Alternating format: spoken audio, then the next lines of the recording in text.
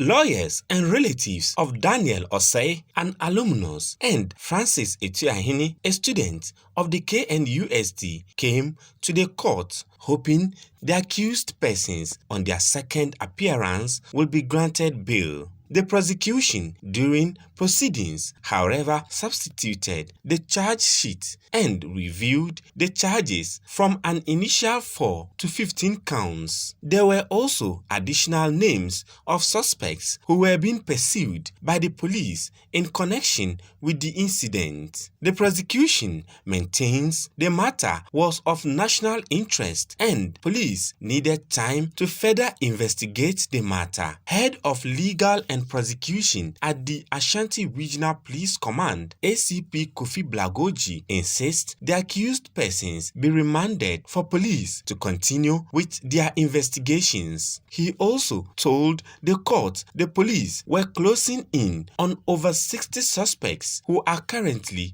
at large. No, this is what I'm saying that, but the next agenda, I'll give you. No, we are still investigating the matter. So we draw with a new charge sheet. They said I will substitute the charge sheet and then presented the court with a new charge sheet. Yeah, so we are on with the matter.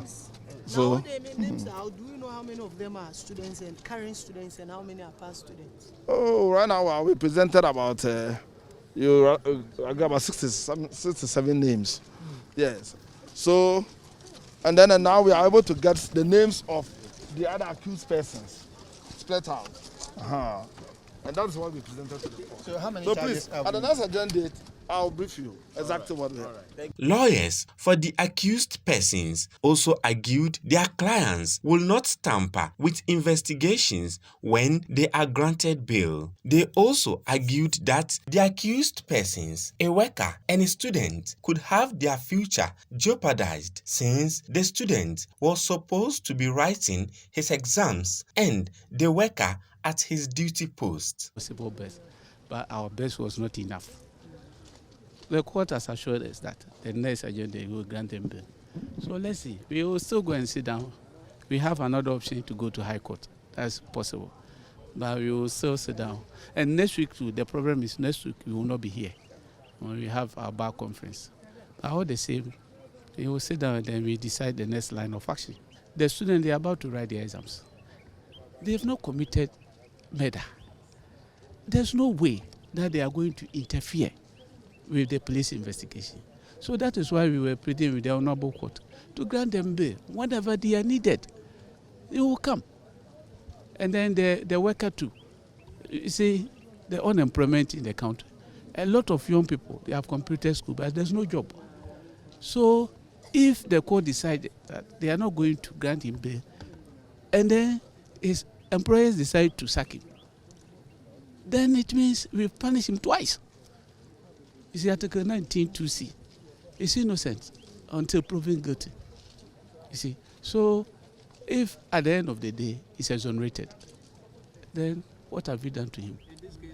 The leadership of the KNUST Alumni Association has called for a national dialogue to end what is becoming an annual violent clash between students of rival halls at the university. The leadership of the Alumni Association has been consistent. For the past 2 decades, we've insisted that policies brought about by this university is what is causing these clashes.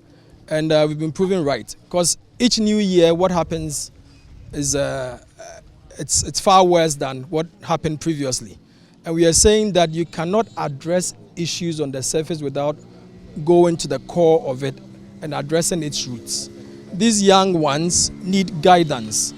And with the policies that they come up with, if they insist, at least the least the university could do is to come up with policies that will be geared towards grooming young ones for life, besides the academics that they come into the university to achieve. Yes, of course. As you rightly heard the prosecutor, this is an issue of national concern. And we've said this from day one, because these young ones are going to come out and take up the mantle of leadership. So if we keep coming up with policies that end up hardening them, so the gentlemen have been asked to go back into the custody of the police and return in 2 weeks' time. We thought one is innocent until proven guilty. But in this case, as we all witnessed, so if such policies come up with such situations where you're pursuing young ones and it ends up hardening them, who loses? The nation loses. Some relatives of the accused persons left the courtroom in tears following the court's decision to remand them again. Lawyers for the accused persons, though not happy with the court's decision to remand their clients for the second time, they say they will go to the High Court to seek bail for their clients. Hafiz Tijani, Citi News, Asokore Mampong Court, Ashanti Region.